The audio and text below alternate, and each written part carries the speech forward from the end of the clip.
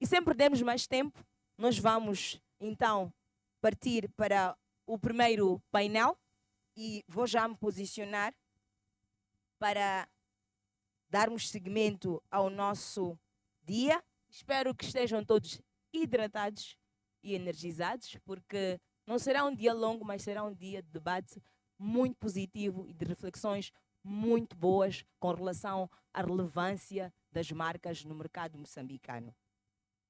Sobre o tema, a relevância constrói-se no detalhe, digital, design e experiência. Vamos mergulhar no nosso primeiro painel, como eu já tinha dito, onde vamos explorar como o digital, o design e a experiência são peças para a construção da relevância das marcas. E eu quero convidar, em primeira instância, Ladies First,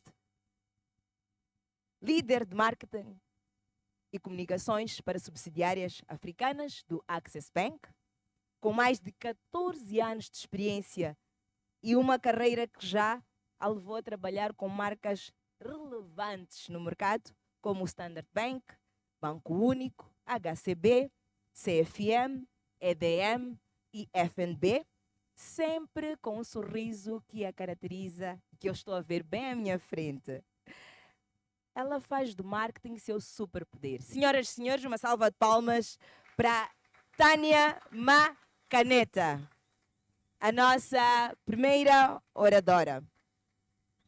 E teremos também mais 2 oradores, mais 2 painelistas, quis eu dizer, que este segundo atualmente está como diretor de marketing digital na Create Moçambique, já passou pela televisão, TV Sucesso, especificamente pela Cine Group Moçambique, tendo colaborado com marcas como Mozabanco, Puma Energy e Sazol. E até lançou um podcast em plena pandemia, que foi um sucesso. Recebam comigo Benjamin Ngomane Júnior, um dos nossos grandes gênios desta manhã. E o que vai fechar o trio é diretor de arte, design gráfico senior na FFH Grow, com mais de 6 anos de experiência, é apaixonado por criatividade cultural visual, criando narrativas que unem o design ao impacto social. Eu gostava de convidar para se juntar a nós Azarias Hélio, por favor, onde é que está? Uma salva de palmas para ele.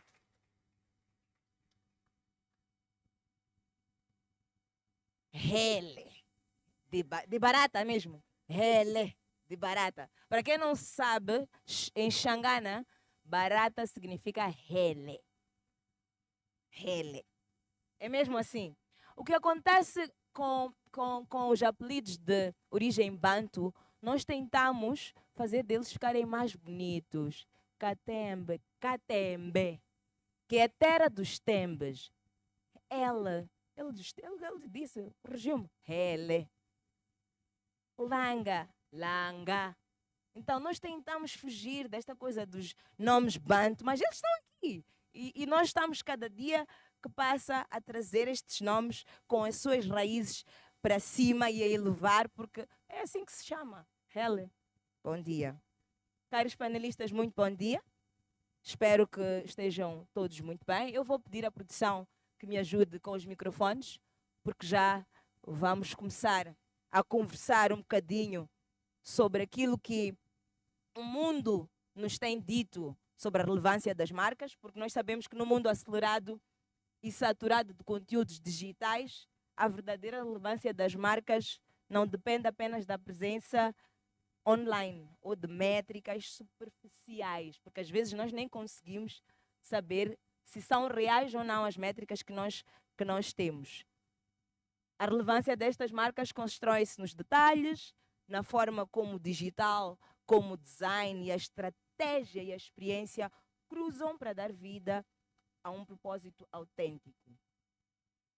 Este painel vai nos convidar a todos a pensar como as marcas podem resgatar a essência, criar a experiência significativa e gerar impacto duradouro num ambiente cada vez mais crítico. Sim, crítico. Hoje ninguém lança uma campanha e fica à espera que esta campanha seja bem recebida. Todos, quando lançamos, ficamos com o rabinho entre as pernas, à espera de ouvir os feedbacks. E não é feedback dos nossos chefes, esqueçam. É feedback de quem vai receber nos mídias, de quem vai ver nos outdoors, de quem vai receber nas ativações de marca. Então, é sobre este detalhe crítico que nós queremos hoje discutir, porque o público é cada vez mais exigente e estamos também em constante mudança no que diz respeito a como nos posicionarmos como marcas relevantes no mercado moçambicano.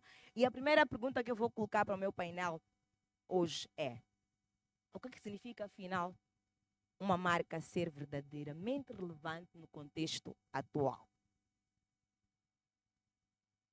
Ladies first.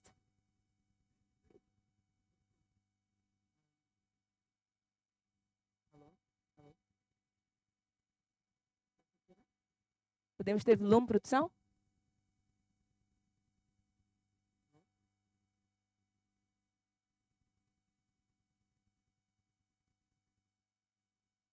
Bom dia. Bom dia. A pergunta é bastante interessante. Acredito que traz-nos para uma reflexão muito importante relacionada àquilo que nós queremos entregar para o nosso mercado. Na minha visão, uma marca ser verdadeiramente relevante vai além de nós passarmos uma imagem bonita, passarmos um design atrativo, escolhermos um canal que vai fazer aquela mensagem chegar como nós esperamos que ela chegue, mas esta marca tem que relacionar com o público que nós estamos a falar. Ela tem que impactar na vida, tem que criar valor, tem que resolver um problema real. Okay? Eu não posso prometer algo que depois eu não vou entregar. Então nós temos que garantir que tudo aquilo que nós, como profissionais de marca, como aquilo que a marca promete, aquilo que é a visão, a identidade daquela marca, tudo aquilo que eu prometo, eu no fim entrego para o meu cliente ou para o meu público, ou para o público com o qual eu estou a falar, e impacto significativamente na vida deste público. Então, ser relevante tem de fazer diferença, tem de impactar, eu tenho de me conectar com aquela marca e tenho que perceber que essa marca vai efetivamente mudar alguma coisa na minha vida. Então, esta é a minha visão em relação a isso. Olá, bom dia. Conseguem me ouvir? Obrigado por este convite. É um prazer estar aqui e também obrigado a todos, né, por terem vindo. Eu acho que, para além do que disse a Tânia, uma marca relevante, hoje em dia, uma marca que quer ser relevante, tem que também perceber o contexto em que está inserida, né? Tem que perceber não só as pessoas, né, o público, mas o que é que está a acontecer ao redor dessas pessoas e ao redor deste público que ela quer impactar. Porque eu acho que só assim nós conseguimos perceber, às vezes, se é o momento de dizer aquela mensagem ou não, como dizer aquela mensagem ou não, e ir percebendo como é que vamos fazer essa mensagem chegar. Muitas vezes as marcas, elas se esquecem, elas querem importar coisas de fora, e elas querem fazer as coisas como se faz lá fora, mas esquecem que estão em Moçambique. E em Moçambique tem pessoas que falam diferentes línguas. Em Moçambique tem pessoas que têm são parte de diferentes estratos sociais. Então é importante que a marca perceba isso e entenda então como é que ela vai chegar a essas pessoas de forma verdadeiramente relevante, porque acho que ninguém quer só ver uma mensagem e passar, né? Nós queremos tocar nas pessoas. Então acho que o contexto também cultural é muito importante, o contexto social é muito importante, as coisas que estão a acontecer, as crises que estão a acontecer, então é importante a marca também sempre estar atenta a isso. Bom dia a todos. Eu tenho uma perspectiva quase que igual a um dos meus colegas aqui. É que a relevância ela é feita quando uma marca deixa de ser ignorante, não é? A marca precisa entender para quem ela é feita. As marcas são feitas para as pessoas. Então a marca precisa, dentro do seu processo, quando ela está a entregar o seu produto, a entregar a sua promessa, ela precisa compreender que está a fazer isso para alguém. E essa pessoa tem sentimento, e essa pessoa tem reação. Por mais que a marca comunique de forma global, no final do dia, a mensagem é individualizada. Por essa razão que as pessoas depois começam a reagir conforme a Onésio esteve aqui a dizer. É que nós esperamos que no fim de tudo as pessoas comecem a dizer alguma coisa depois da campanha ter sido lançada, depois do produto estar no ar. Então a marca precisa entender que por mais que ela seja global, ela precisa, no fim de tudo isto, ser individualista, poder entender como comunicar com cada uma das pessoas em diferentes cenários. Isso é não ser ignorante, não é? A todas essas manifestações. As marcas precisam também entender quer dizer, no presente, estudar o passado para, de certa forma, reformular ou construir o futuro, não é? Então, como é que as marcas conseguem entender qual será o comportamento das pessoas daqui a mais 5 anos? Qual será o comportamento das pessoas daqui a mais 10 anos? Todos esses estados só poderemos encontrar se estudarmos o passado. Então, acho que as marcas precisam, de certa forma, estarem disponíveis a estudar um pouquinho o que está a acontecer, o que já aconteceu no passado, e agora no presente tentarmos reformular o futuro. Dentro disto, estivemos a falar sobre a relevância. Como é que nós conseguimos equilibrar a liberdade criativa que nós, como marcas, temos dentro das nossas marcas com a fidelidade à estratégia da própria marca? Porque às vezes nós queremos entregar algo que faz parte de algo que todos sabemos o que é, CI. Identidade corporativa da nossa organização, nós não podemos sair disto porque isto é assim, nós desenhamos assim, este traço é para a esquerda e não para a direita. Como é que nós conseguimos equilibrar a nossa liberdade criativa, a fidelidade e a estratégia que nós temos para esta marca dentro do que nós estamos a falar com relação à relevância para a marca em si no mercado? Eu vou começar assim. Know the rules, then break them. Primeiro temos que conhecer as regras, só depois daí é que estaremos abertos a quebrá-las, não é? É um terror para todo designer ler brand guides de 70, quer dizer, 300 e tal páginas. É um terror. Eu lembro que a primeira vez quando trabalhei com o Standard Bank, eu li acho que por um mês aquele brand guide. Ia ao job a ler, voltava para casa a ler, ia ao job a ler. Mas mesmo assim, não cheguei a compreender na essência, porque eu me limitava apenas no que estava escrito no texto, porque tamanho é 12, na altura tinha o Dreamcatcher tem que estar posicionado assim. Então, eu consumia muito isto, mas foi na execução que comecei a perceber até que ponto eu posso trazer significado a isto, até que ponto eu posso fazer isto funcionar de uma certa forma. Então, eu acho que é por aí, temos que de fato, sim, compreender as regras, temos que, de fato, estudar como é que as coisas funcionam e, a partir daí, começarmos a injetar significado, a injetar essência, naturalidade, cultura, qualquer que seja a coisa, qualquer que seja o sentimento. Mas tudo isso parte primeiro de nós, nos darmos tempo de aprender como é que a marca funciona, qual é a linguagem dela, e daí fica mais fácil desconstruí-la, não é? Mas sempre dentro dos parâmetros em que a marca permite-se, na verdade, expressar. O que o Azarias falou é um dado muito interessante, porque por mais que a gente leve um ano a ler CIs, um mês a ler CIs, nunca é completo. Nós temos de estar constantemente a perceber como é que a marca funciona. Nem que seja uma marca que tem 130 anos, como o Standard Bank, por exemplo, nós temos que constantemente perceber e garantir que as bases desta marca, a identidade desta marca, estão patentes independentemente do contexto em que nós estamos inseridos. E eu acho que é algo muito importante que ajuda nós a mantermos esta identidade, é nós percebermos com quem é que nós estamos a falar. Nós estamos numa situação em que nós, marketeers, entendemos perfeitamente que os tomadores de decisão, por exemplo, acreditam que fazer pesquisas de mercado é gastar dinheiro. Entender como é que o meu cliente pensa, quais são as dores deste cliente, o que é que eu quero resolver efetivamente naquele contexto, naquele momento. Investir 10 milhões de meticais é um investimento sem retorno. Eu vou ter aquele retorno em 5, 10 anos, porque eu levo tempo para construir esta percepção.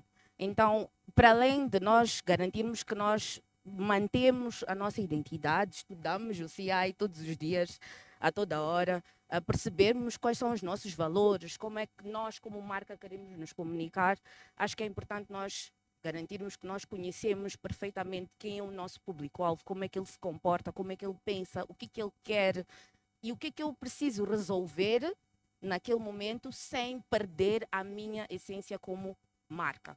Então, acho que é um pouco por aí. Sim, eu concordo. Eu acho que a estratégia ela existe para nos guiar, né? Para nós percebermos exatamente qual é que é a mensagem que nós queremos passar e percebermos quais é que são as regras, né? Que nós vamos usar para depois executar aquela campanha. Mas falando um bocadinho do digital e um bocadinho a concordar contigo, ah, muitas vezes quando nós estamos em salas de brainstorming, estamos só nós, né? As pessoas que estão nas agências, o cliente, etc. Mas não tem lá o consumidor, não tem lá a pessoa que vai receber aquilo. E nós esquecemos de perguntar a essas pessoas ah, a opinião delas também sobre isso, né? Então acho que é isso, um bocadinho o que nós fazemos no digital é ir às redes, ver o que é que as pessoas estão a falar, como é que as pessoas sentem-se em relação à nossa marca, em relação a outras marcas, qual é a conversa que está a existir, porque acho que isso também nos ajuda a ter até uma resposta, um argumento que possa vir e dizer, ok, o OCI diz isso assado e cozido, mas o público quer isso. O público, obviamente que o público vai querer muitas coisas, então temos também que conseguir né, fazer aí uma triagem, mas acho que é isso. E também fazer o teste. Eu, por exemplo, na agência onde eu trabalho, muitas vezes, antes de uma campanha ir ao ar, nós sempre mostramos a campanha para um grupo de pessoas que representa, talvez, um bocadinho aquele que é o nosso público-alvo maior, né? E essas pessoas vão dizer, eu vi isso, mas não entendi nada. Mas o criativo achou que a pessoa fosse entender. Então é bom fazer esses testes e tentar perceber o que essas pessoas vão achar sobre isso. Acho que isso é importante.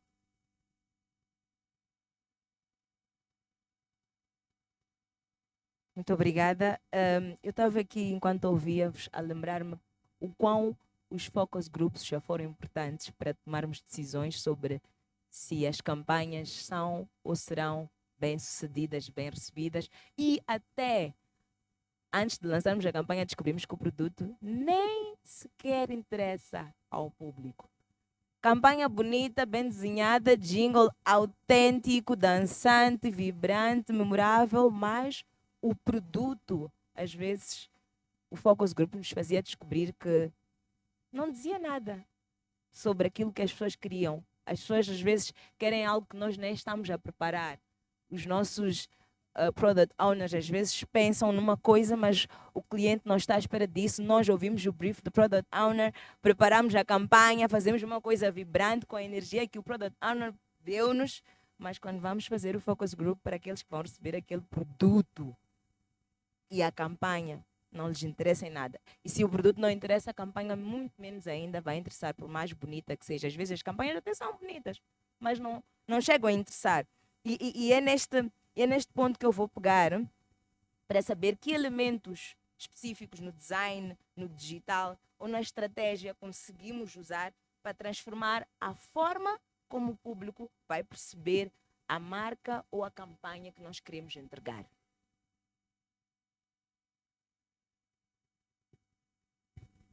Então, vou falar do digital, né? Que é mais a minha área.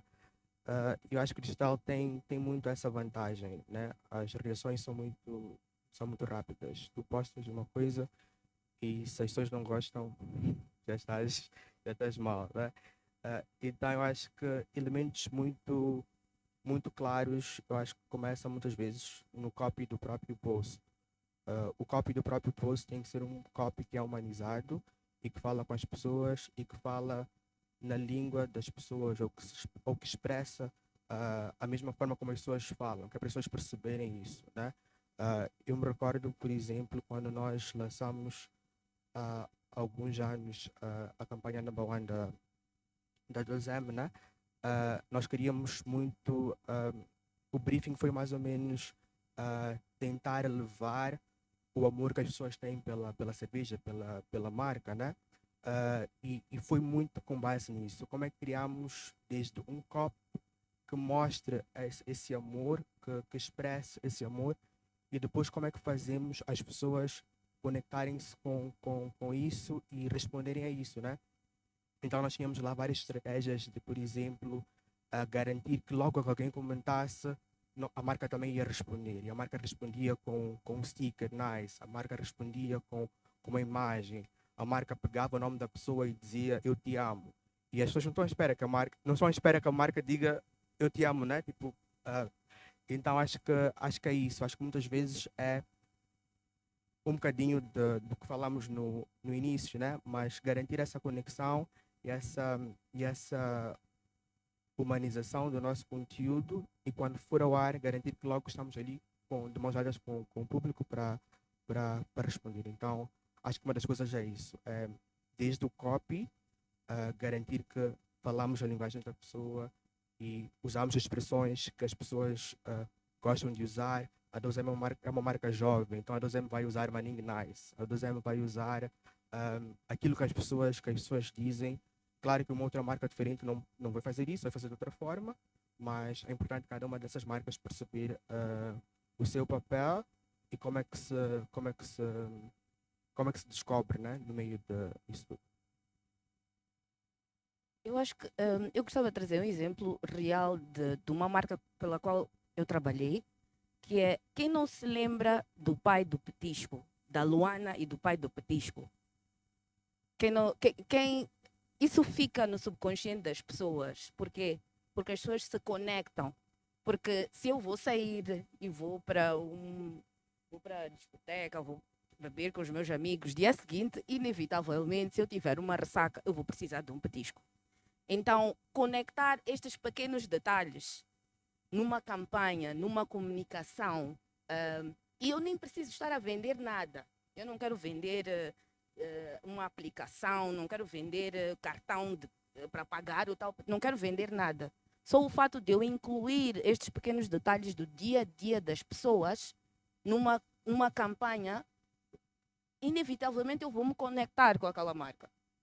E é uma marca que por muito tempo não se mostrava para o mercado, sempre foi muito conservadora, sempre foi muito, ok, eu tenho um público-alvo muito específico, muito claro, tinha um público-alvo mais corporate, mas a partir do momento em que ele fez esse switch e se colocou no meio das pessoas, ela começou a ser percebida, tipo, ok, esta marca está a falar comigo, eu que vou beber todos os dias, e ela também traz pessoas reais que comem petisco.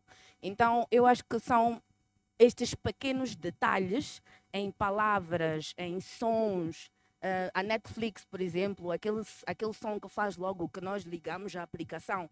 Eu não preciso estar a ver ou a Netflix ou a televisão, mas se eu ouço aquele som de longe, eu já sei que é a Netflix. Então, estes detalhes fazem com que esta marca fique no nosso consciente e a gente se lembre dela em qualquer situação. Então, eu acho que são estes os detalhes, aquilo que nós achamos que é mínimo, é básico, que me faz conectar de certa forma com uma marca. Bom, basicamente os meus colegas estão a dizer. A minha percepção é que precisa entender e estudar a cultura, saber para quem nós estamos a comunicar. Uma coisa que eu acho que é de conhecimento geral é que os moçambicanos não gostam de ler. Então, se eu for se eu faço um banner, um outdoor com 50 palavras, obviamente toda a informação vai ficar diluída, não é? Então, quão mais simples isto for, quão mais direto isto for, quão perfeito ou quão agradável isto for, melhor ainda, não é? O exercício que nós tivemos, por exemplo, para o Standard Bank, na última campanha de Senar, foi justamente esse, que era criar uma coisa que as pessoas pudessem, ou uma linguagem que as pessoas pudessem saber como chegar ao banco de forma simples. O Standard Bank queria se reestruturar, mas o Alfredo poderá falar melhor disto, queria de certa forma reestruturar-se durante todo esse processo, e o caminho que nós encontramos, na verdade passamos de vários caminhos, mas o que foi de comum acordo, tanto para a agência, tanto para o cliente, foi o dar sinal. E foi uma sequência de escolha dos sinais, desde o como é que é, o nice, o alô, e outros sinais, tantos outros sinais que depois, infelizmente, acabamos não usando. Então foi mais ou menos esse exercício que foi feito, não é? Mas é importante, acima de tudo, é estudar, conhecer a cultura e saber para quem nós estamos a comunicar. Isso é extremamente essencial. Hão de notar que o exercício que a Lisete nos recomendou, os painelistas estão a fazer muito bem, não acham? Estão a revelar-nos quem foram as mentes por detrás de algumas campanhas e marcas relevantes no mercado moçambicano. E dentro disto estávamos a falar sobre como é que nós chegamos ao nosso público e como é que nós nos posicionamos e se eles vão ou não gostar daquilo que nós vamos trazer. Vocês acham que para as marcas moçambicanas, independentemente de qual delas for, é relevante, como bem disse o Hel, as pessoas não gostam de ler. Nós agora queremos conteúdo muito muito easy, mastigável facilmente. E eu quero saber de vocês o que vocês acham da associação das marcas com outras pessoas que não são da marca, estão de fora, os chamados digitais influencers. O que vocês acham destas pessoas estarem associadas às marcas, independentemente de que marca for? E como é que estas pessoas podem relevar ainda mais a marca e o produto que se pretende entregar ao mercado? Bom, o quesito influencer é uma coisa muito sensível. Epá. Há uma série de elementos, não é? A princípio nós chamávamos de embaixadores de marca, reformulamos agora para influencers e talvez no futuro vamos chamar eles de brand owners ou geradores de comunidade, talvez qual será o nome no futuro. Mas o que está a acontecer, por exemplo, agora é que as marcas deixaram de ter o influencer que sobrevivesse por mais tempo.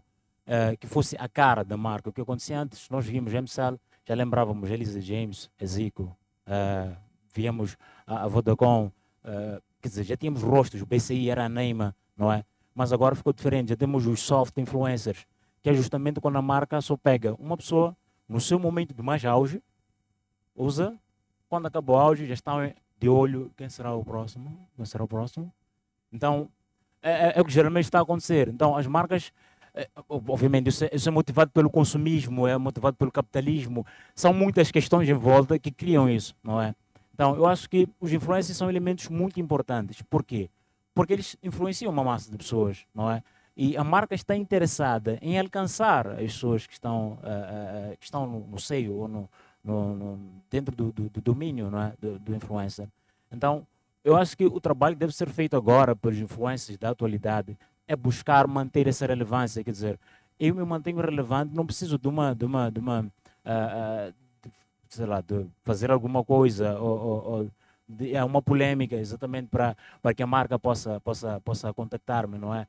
Fingir que lutei com alguém, que estou a discutir com alguém porque alguém aldrabou-me por aí. Então, só para que o meu nome esteja associado ao território, não é? Continuar a produzir conteúdo de qualidade, não é? Tipo, coisas que quer dizer, manter uma linhagem que te identifica com um certo estilo de marca. Eu estava a conversar uma vez com o Hugo Cristóvão, ele é um youtuber, influencer por aí em diante, e ele dizia assim, ele diz que uma vez ele negou uma marca de cosméticos, pediu com que ele publicitasse os produtos dele, e disse, olha, eu primeiro nem sei o que eu vou dizer sobre cosméticos. Sim, eu uso, mas desta forma eu não vou conseguir. Então, ele acabou não aceitando a proposta, ele disse que era muito gorda, mas ele não aceitou por quê? Porque ele entendeu que para o público, para ele estar a comunicar e para o caminho que ele está a construir, uma marca de cosméticos não faz parte daquele território, não é? Então eu acredito que também precisa ser assim para os influencers, criar um caminho, criar uma direção, uma linguagem que lhes permita serem associados a um certo estilo e a um certo padrão de marcas. Eu gostava de começar a falar pelo lado inverso e dar o exemplo do Spotify. no final do ano, o Spotify faz uma campanha chamada Rapid, que transforma os usuários desta marca como os seus próprios digital influencers, vamos lá assim dizer. São influenciadores orgânicos. Por quê? Porque ao longo do ano eu vou escutando várias músicas, vários álbuns, vários artistas, e no final do ano o Spotify traz-me um resumo daquilo que foi as músicas que eu mais escutei, os álbuns que eu mais escutei, o estilo de música que eu mais escutei, e muitas vezes durante o ano eu não me dou conta de que, afinal, eu gosto da Afrobeat, ou eu gosto da Mapiano. Então, isso faz com que as pessoas sozinhas peguem naquele Rapid e postem nas redes sociais. Eu acho que nós tínhamos chegar numa situação em que nós transformamos os nossos consumidores em influencers da marca sem que eu precise pagar alguém para fazer isso. Sem que eu precise necessariamente entrar num acordo, assinar contratos e entender qual é o público desta pessoa.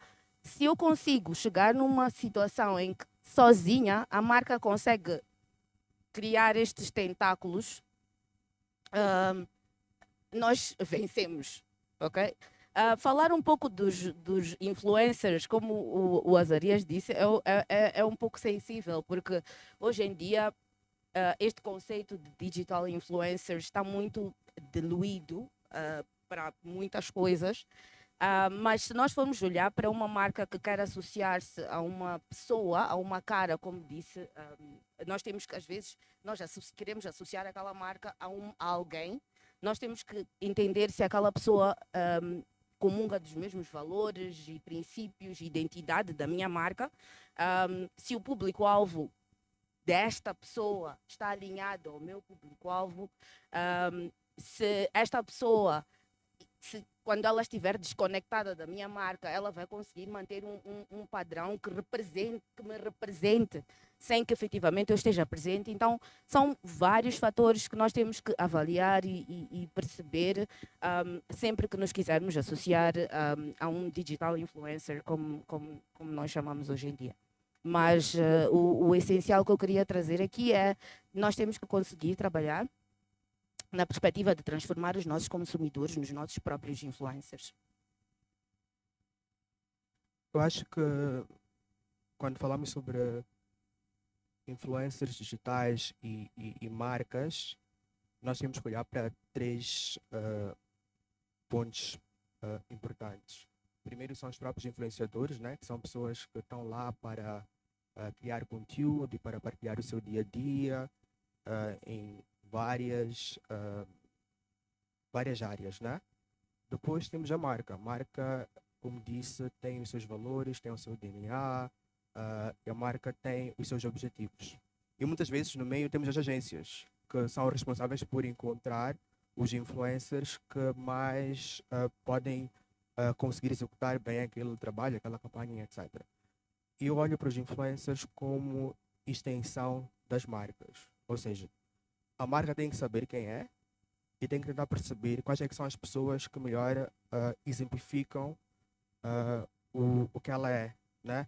Porque não vale a pena simplesmente querermos influência X para a marca tal, se não tem nada a ver. Porque às vezes as marcas querem influências que são grandes, têm 1 milhão de seguidores, mas que nem é porque não são bons, mas é porque não passam aquilo que a marca é, né?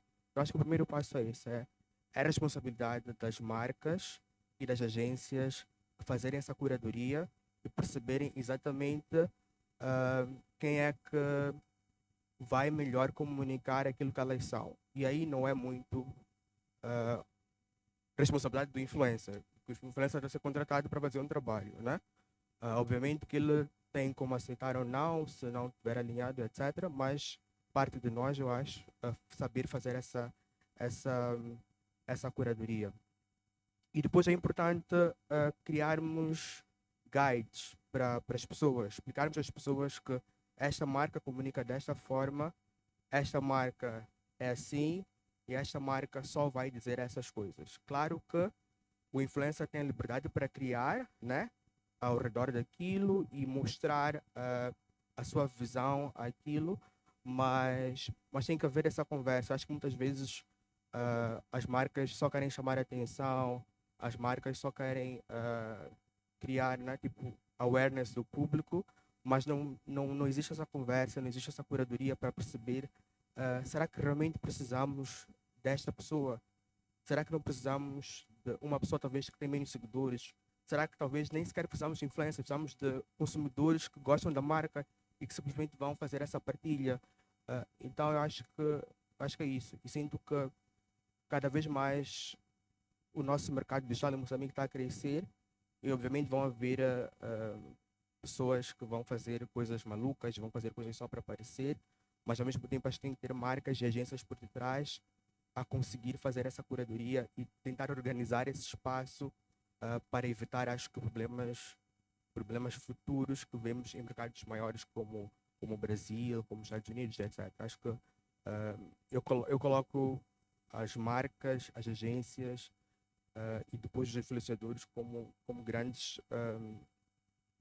acho que têm papéis muito específicos dentro desse jogo todo, né?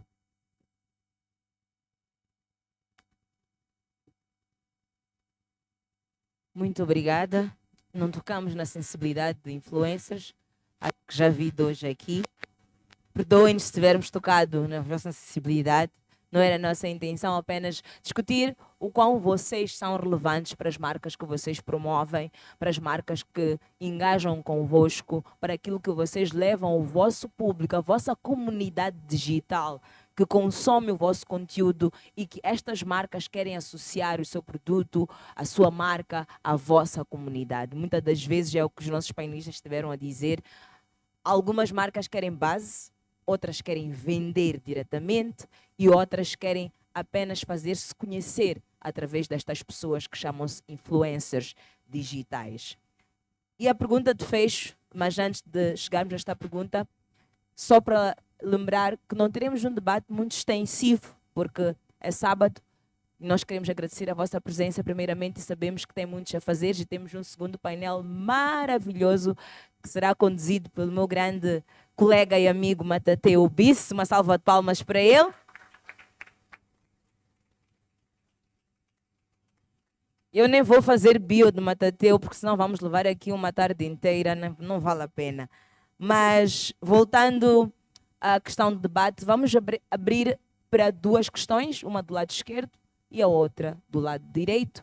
E a primeira mão que se levantar, quando terminarmos a última questão para os nossos painelistas, certeza absoluta, a pergunta será respondida por eles, porque estas perguntas são para eles, no contexto do que nós estivemos a conversar sobre o quão as marcas devem ser relevantes e como é que elas se constroem no detalhe para o digital, no design e na experiência que elas têm. Agora a última questão, caríssimos, maravilhosos marketeers e gênios por detrás de grandes marcas, queremos saber, na vossa experiência, nestes muitos anos que vocês têm nesta área, qual foi aquele detalhe aparentemente pequeno, mas que no fim transformou completamente a percepção que o público tinha sobre a marca na qual vocês estavam a trabalhar. Não importa se foi este ano, ano passado. Da vossa experiência, houve um momento que vocês olharam e disseram: ai meu Deus, isto aqui mudou completamente. Eu, por exemplo, tenho uma história que posso partilhar, que é muito simples. Íamos, na altura que eu trabalhava para uma indústria de produção de frango, frango nacional da marca Aigest, Aigest, que produz o frango nacional, íamos fazer o lançamento da maior câmara de conservação da África Austral. Para alguns aquilo não era relevante.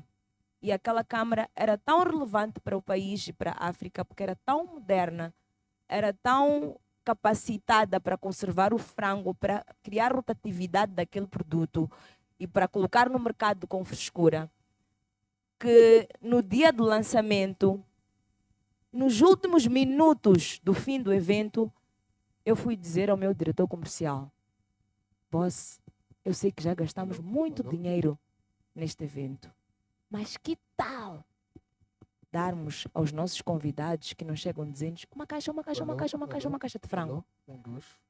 Que tal nós fazermos isso? Ele é português. Oh, Nilde, isto é um escândalo. Isto é um escândalo, Nilde. Isto não pode ser. Isto temos de fazer as contas, uma caixa de frango e não sei o quê. Começamos a fazer contas. Olha, não nos vai custar muito, porque estas pessoas, desde jornalistas, diretores de empresas que estão aqui, parceiros, comunidade que está aqui, quando sair daqui com esta caixa de frango, o impacto que isto vai ter, não temos ideia de como vai ser. Vamos lá fazê-lo. Eu vou arriscar, Nilde, eu vou arriscar, mas olha, se isto der para o torto, eu digo à administração que isto foi culpa tua. Se tudo bem, eu tomo a responsabilidade. Demos uma caixa de frango a todos os convidados. Durante toda semana só se falava daquele evento e no mesmo dia a EGEST recebeu a chamada da Presidência da República, porque o Presidente da República queria visitar essa Câmara de Conservação dessa empresa que ofereceu uma caixa de frango a toda a gente. Então, esta é a memória que eu tenho de um detalhe que transformou um momento para uma comunidade, para um grupo de pessoas e impactou durante aquela semana, durante aquele mês. Aquilo foi tão relevante, só aquela caixa de brinde que não estava preparado para ser um brinde, mas que foi um momento único e memorável, que até o Presidente da República disse, não, eu quero ir ver esta coisa dessa Câmara de Conservação, desta empresa que dá frango a toda a gente. Então, o que é que vocês fizeram ao longo da vossa experiência que mudou a forma como a marca foi vista e até como ela foi posicionada no mercado? Quando é uma pergunta difícil, até queres passar o microfone. Azarias. Eu até podia passar. Não, mas estava a tentar fazer algum tempo para ver se me aparecia alguma coisa impactante. Não é um detalhe, eu podia falar do Access Bank, por exemplo. Nós estamos num mercado muito competitivo. Os bancos oferecem todos praticamente os mesmos produtos. E houve um momento em que nós percebemos que nós lutarmos com cartões de crédito, depósito de contas, depósito a prazo, tudo aquilo que um banco oferece, nós não íamos conseguir sobreviver, porque todos oferecem as mesmas coisas. Então, nós nos apegamos a um pilar muito importante do banco, que é a responsabilidade social. Tudo aquilo que nós fazemos relacionado à responsabilidade social é para gerar impacto real na vida das pessoas. Isto é um pilar não só do Access Bank em Moçambique, mas do Access Bank como um grupo. Então, nos posicionarmos como um banco que está focado em mudar a vida das pessoas, em alavancar empreendedores, em construir os futuros do amanhã, em investir na educação financeira, tudo isto muda a percepção da marca, a forma como as pessoas olham para o Access, como, ok, eles não estão só preocupados em vender produtos, mas sim em impactar vidas. Nós poderíamos fazer mais se tivéssemos mais budget. Mas, infelizmente, com estas limitações não conseguimos, mas acredito que houve um switch naquilo que nós percebemos do mercado, que era importante nós impactarmos efetivamente a vida das pessoas. Então, acredito que ao longo destes anos, eu estou no Access Bank há 6 anos, com uma ligeira paragem para ir trabalhar com o Matateu durante 10 meses no FNB. Mas acredito que ao longo destes anos perceber que nós temos que fugir daquilo que todo mundo faz e nos focarmos para algo que ainda não é muito... as empresas ainda não estavam a fazer com tanto esforço, mudou um pouco aquilo que era o nosso caminho em relação à percepção, a forma como nós queríamos que as pessoas vissem o Access Bank. Acho que é mais por aí. Obrigada. Uma das coisas que eu me lembro são datas comemorativas. Muitas vezes, no dia da independência, nós fazemos um post com uma estátua e uma bandeira. no Dia da Mulher, fazemos um outro post com uma senhora de Capelani, etc. E todas as marcas estão a postar a mesma coisa, muitas vezes a mesma imagem, e outras vezes o mesmo copy. E nós, este é o exemplo da 2M, nós tentamos começar a olhar para datas comemorativas de uma forma diferente, né? Como é que no digital nós podemos gerar conversa sobre certos assuntos e às vezes nem é porque vamos gerar conversas que vão ser só ter um feedback positivo, mas que vão fazer as pessoas pensar e vão tentar gerar debate e reflexão. E nós fazemos isso, por exemplo, com o Dia da Mulher Moçambicana. Então, todos os anos, o Dia da Mulher Moçambicana é um dia onde nós simplesmente chamamos mulheres e as mulheres falam sobre vários assuntos, que às vezes nem tem sequer a ver com cerveja. É um dia para elas refletirem, para elas debaterem, para elas conversarem, e nós registramos aquela conversa e nós colocamos isso no ar. E para mim esse é um exemplo muito bom, porque é o exemplo de longevidade, né? O Dia da Mulher Moçambicana vai acontecer todos os anos, e todos os anos nós vamos nos comprometer em levar um debate diferente e fazer elas serem protagonistas desse debate. Existe uma série de tabus, de preconceitos em relação à mulher a beber ou não cerveja, em relação ao espaço da mulher na sociedade, etc. E a 2M entendeu que naquele dia elas têm que aparecer e falar. E tivemos isso 5 anos que estamos a fazer, vamos fazer durante mais tempo. Eu acho que é isso. As pessoas, quando chega a data, não estão à espera só de um post, não estão à espera só de um parabéns, feliz dia da mulher. Estão à espera de ver essas mulheres a conversarem e entrarem nessa conversa. E como eu disse, às vezes até nem é porque o sentimento é super positivo e todo mundo gostou do conteúdo, mas esse espaço de conversa, esse espaço de usarmos o digital para criar debate sobre assuntos que as pessoas às vezes nem sequer falam, eu acho que é muito importante. Eu acho que aqui talvez a dica é muitas vezes pensarmos no detalhe, mas pensarmos na consistência desse detalhe, né? Pensarmos em como é que nós podemos, ao longo dos anos, ir construindo uma mensagem que vai ficar nas pessoas, que as pessoas vão estar à espera e que as pessoas também podem aprender com essa mensagem. Eu acho que muitas vezes as marcas esquecem disso, mas há um papel muito grande, acho que há uma responsabilidade muito grande nesse sentido. Bom, eu acredito que na altura que nós estamos a trabalhar com o Dacinal, volto aqui a usar esse exemplo, foi um desafio muito grande porque, primeiramente, nós estávamos a vir com um banco de 131 anos agora, que é o Standard Bank, e tentar trazer uma linguagem que estava totalmente fora do território de palavras do Standard Bank foi um desafio totalmente grande, não é? Era uma campanha institucional de posicionamento, ia durar, sei lá, qual for o tempo, para todo o país, e o exercício de existe algo comum que acontece em todos os bancos, não interessa o que eles publicam, há sempre um comentário, meu cartão. Não interessa o que eles vão publicar ali, há sempre um comentário que diz, meu cartão.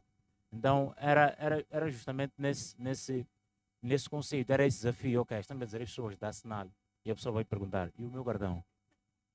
Não é? E como é que nós iríamos contornar isso, não é?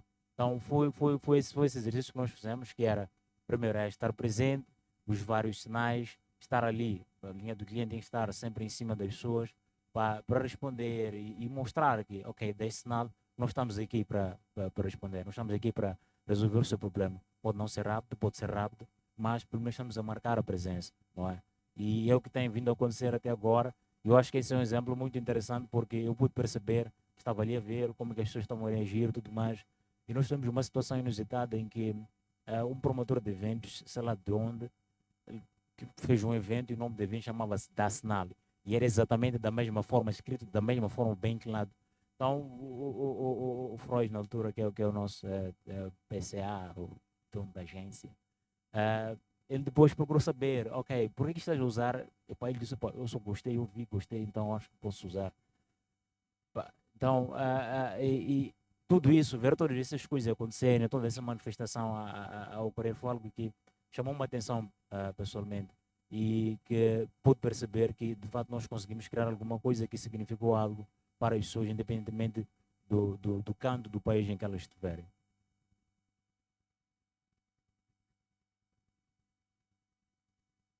Obrigada aos nossos painelistas. Peço que anotem as questões, deixem-las ficar nos vossos blocos ou nos vossos telemóveis, para mantermos este flow e esta energia de conversa. Não vamos fazer o corte para as perguntas, vamos seguir para o segundo painel e na sequência vamos abrir o Q&A para o primeiro e para o segundo painel. Portanto, se tinham questões, por favor, anotem-nas. Nós voltaremos para responder. Assim, o primeiro e o segundo painel vão se juntar e vão responder as questões que vocês vão ter. Mas antes, eu quero agradecer a vocês, queridos, por terem aceito este convite. Azarias, muito obrigada. Tânia, muito, muito obrigada. Benjamin, thank you. Esperamos por vocês e contamos com a vossa energia, contamos com a vossa colaboração para a próxima edição do Genius Behind the Brands. Eu peço a todos uma salva de palmas aos nossos painelistas. E como o copy do LinkedIn já dizia, e em Xangana, que é a língua local, língua nativa deste colega meu, Aminchumo, Inanzika e Cupinda. As coisas só são boas se forem repetidas. E com orgulho, hoje vamos repetir a dose de ter o Matateu a dirigir o segundo painel. O nosso grande genius está de volta ao palco.